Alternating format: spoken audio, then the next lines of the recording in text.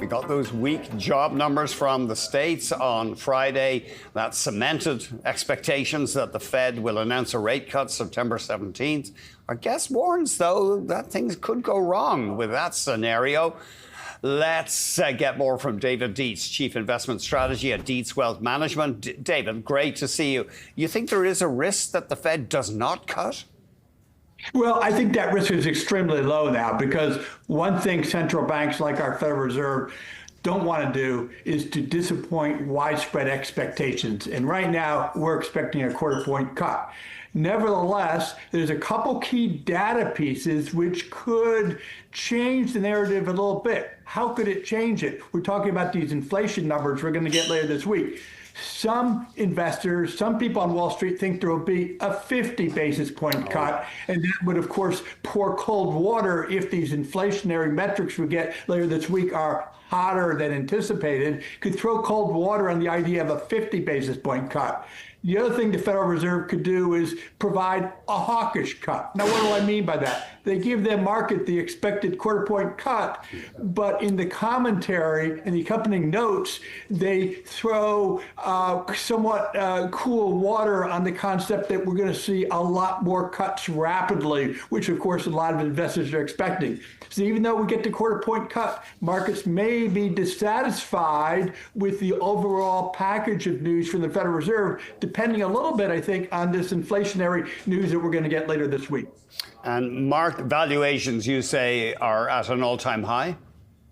Yeah, I mean, we're at or flirting with all-time highs. And, you know, you look at the price to earnings ratio, we're back to where we were in the dot-com boom in the late 1990s. On a price to sales basis, this market has never been more expensive.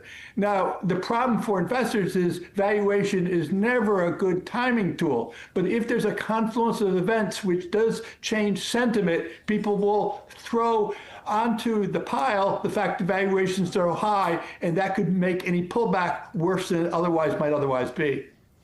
You have some stock ideas for you, and I'm intrigued by the first one. Kraft Heinz, they have been a disappointment. Maybe we'll put up a 10-year chart, but they do plan to break themselves up. You think this stock has promise?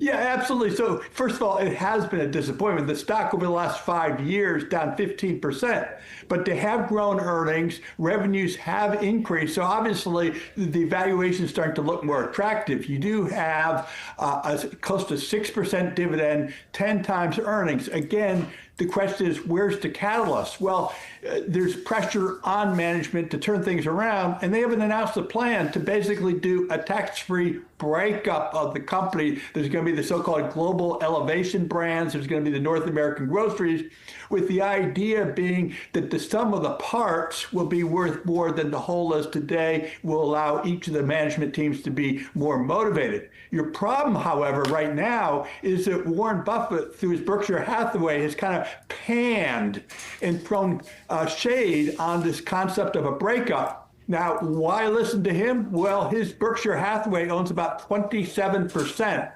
of the company. So the question is, if he were to start dumping those shares, then of course, that's not going to help investors make any money. But of course, on the other hand, we don't know what he's going to do. He could turn around. He's got the profits to just say, I'll buy the whole company, or a third-party activist could come in. Again, we have a great valuation here, so good things can happen to cheap companies. Exxon, a high-quality company, you reckon, and among the best ways to play oil? Absolutely. So oil is down by about half over the last 3 years, over 120. Now it's in the 60s. There's a lot of concern over the macro situation. Where will the wars in the Middle East and Ukraine end up going? What's the strength of the global economy? Nevertheless, I think with Exxon, you can win either way, because it's the largest globally integrated energy company with, you know, a track record of paying a dividend for like 43 years in a row, increasing it for more than 25 years. So it's a dividend aristocrat. It's got the financial strength to, I think, weather any industry conditions. It's down 15% in the last year. You're going to get more than a 3% dividend. I think this is the way to hedge inflation, hedge turmoil in the global economy, and have a blue chip name to boot. And then finally, here's a name that is well out of favor, United Healthcare. You think investors are missing an opportunity here? It's the granddaddy of health insurance. No one wants to go without health insurance. It's the biggest player out there. But it's been a horrible year for the company. Unfortunately, one of their senior leaders was gunned down. There's all sorts of charges of excessive denying of claims, of playing fast and loose with billing practices. There's a Department of Justice investigation. They changed leadership at the top. But on the other hand, you've got the granddaddy of these health insurers down in terms of stock price by almost half. Revenues keep going up. Membership keeps going up.